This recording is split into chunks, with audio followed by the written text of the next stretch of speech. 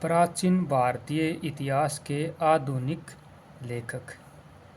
18वीं शताब्दी के उत्तरार्ध में अंग्रेज भारत के अनेक राज्यों को अपने प्रावधीन ले आए थे। इन राज्यों के प्रशासन को चलाने के लिए उन्हें भारतीय रीति रिवाजों और प्रचलित कानूनों को जानने की आवश्यकता पड़ी। इस उद्देश्य को सम्मुख रखकर पश्चिम में विशेषकर इंग्लैंड के अनेक विद्वानों ने भारतीय सभ्यता एवं संस्कृति से संबंधित अनेक ग्रंथ लिखे। इनमें कोई शक नहीं है कि इनमें से कुछ विद्वानों ने प्राचीनकालीन भारत के गौरव को जानने के लिए बहुत प्रशंसनीय योगदान दिया, परंतु अधिकांश विद्वानों ने एक अलग दृष्टिकोण अपनाया। इनका उद्देश्य भारतीय शासकों की सफलता को कम करके बताना और विदेशी शासकों की सफलता को बढ़ा चढ़ाकर बताना था। वास्तव में वे भारतीयों में हीन भावना भरना चाहते थे।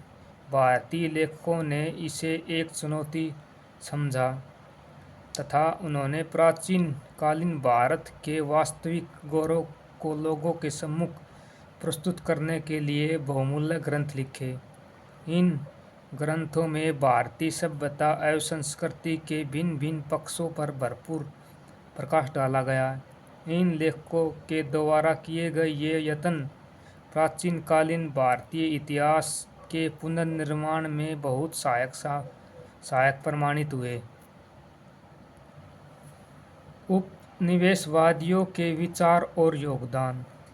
1757 ईस्वी की प्लासी की और 1764 में बक्सर की लड़ाइयों में अंग्रेज विजयी रहे। 1765 में ब्रिटिश ईस्ट इंडिया कंपनी के साथ की गई इलाहाबाद की संधि के अनुसार उसे बंगाल, बिहार और उड़ीसा का शासन प्राप्त हुआ। अब अंग्रेजों के सम्मुख इन राज्यों का प्रशासन चलाने की समस्या उत्पन्न हो गई, क्योंकि वे भारतीय रीति रिवाजों और कानूनों से अभिज्ञ थे। अतः उन्होंने 1776 ईस्वी में हिंदुओं के कानून से संबंधित सबसे प्राचीन एवं प्रमाणित ग्रंथ मनुस्मृति 1776 में हिंदुओं के कानून से संबंधित सबसे प्राचीन एवं प्रमाणित ग्रंथ मनुस्मृति का अंग्रेजी में अनुवाद करवाया। इसका नाम ए कोड ऑफ जेंटू लॉज रखा गया। 1776 में अंग्रेजों ने हिंदुओं के कानून से प्रसिद्ध पुस्तक मनुस्मृति का अंग्रेजी में अनुवाद करवाया और इसका नाम ए कोड ऑफ जेंटू लॉज रखा गया। इस कारण पश्चिम के अनेक विद्वानों में भारतीय सभ्यता और संस्कृति को जानने की रुचि उत्पन्न हुई। इस उद्देश्य से 1784 में कलकत्ता में एशियाई सोसाइटी ऑफ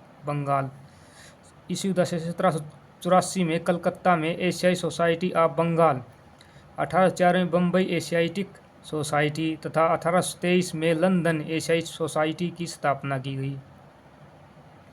इसकी प्रेरणा से 18वीं शताब्दी के उत्तरार्ध में पश्चिमी के अनेक विद्वानों ने भारतीय इतिहास के भिन्न भिन्न पक्षों से संबंधित अपने ग्रंथ लिखे।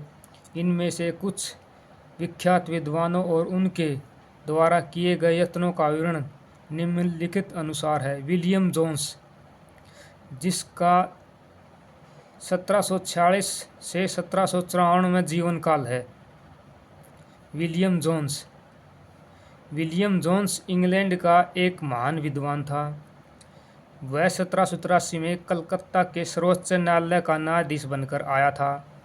1784 में उसने एशियाटिक सोसाइटी ऑफ बंगाल की स्थापना की तथा इसका प्रथम प्रधान बना। इस सोसाइटी का उद्देश्य प्राचीन कालीन भारतीय इतिहास, उसकी भाषाओं, साहित्य, कानून, विज्ञान, दर्शन और कला की खोज का प्रोत्साहित करना था। उसके यत्नों के परिणाम स्वरूप बहुत से यूरोपीय विद्वान इस काम में जुट गए। उन्होंने भारत के अनेक विख्यात ग्रंथों जैसे वेद, उपनिषद, धर्मशास्त्र तथा गीत गोविंद इत्यादि का अंग्रेजी में अनुवाद किया। विलियम जोन्स ने 1789 में अभिज्ञान शाकुंतलम नामक नाटक का अंग्रेजी में अनुवाद किया। वास्तव में यह एक प्रशंसनीय पग था। बहुत ही महत्वपूर्ण राइटर है विलियम जोन्स। 1746 से 1794। विलियम जोन्स ने इंग्लैंड का महान विद्वान था। 1783 में कलकत्ता के सर्वोच्च न्यायालय का न्यायाधीश बनकर आया था। 1783 में कलकत्ता के सर्वोच्च न्यायालय का न्यायाधीश बनकर आया था। 1784 में उसने एशियाटिक सोसाइटी ऑफ बंगाल की स्थापना की।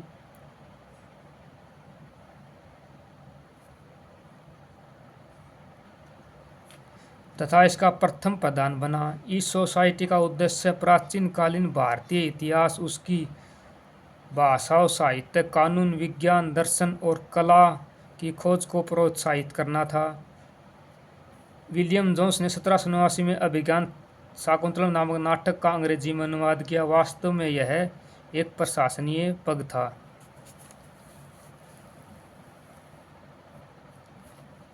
नंबर 2, चार्ल्स विलिकन्स 1749 से 1836। चार्ल्स विलिकन्स यूरोप का एक विख्यात विद्वान था।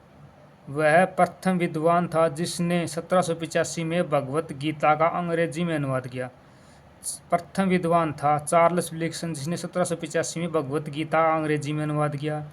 इसके अतिरिक्त उसने जयदेव की गीत गोविंद और कालिदास की अभिज्ञान शाकुंतलम नामक नाटक का अंग्रेजी में अनुवाद करवाया। उसने संस्कृत के अनेक शिलालेखों से संबंधित भी महत्वपूर्ण प्रकाश डाला। उसने संस्कृत के अनेक शिलालेखों के संबंध में भी महत्वपूर्ण प्रकाश डाला। ये औपनिवेशिक भारत के महत्वपूर्ण लेखक हैं और इनसे आगे के विद्वानों के बारे में हम अगले एपिसोड अगले वीडियो में जानकारी प्राप्त करेंगे।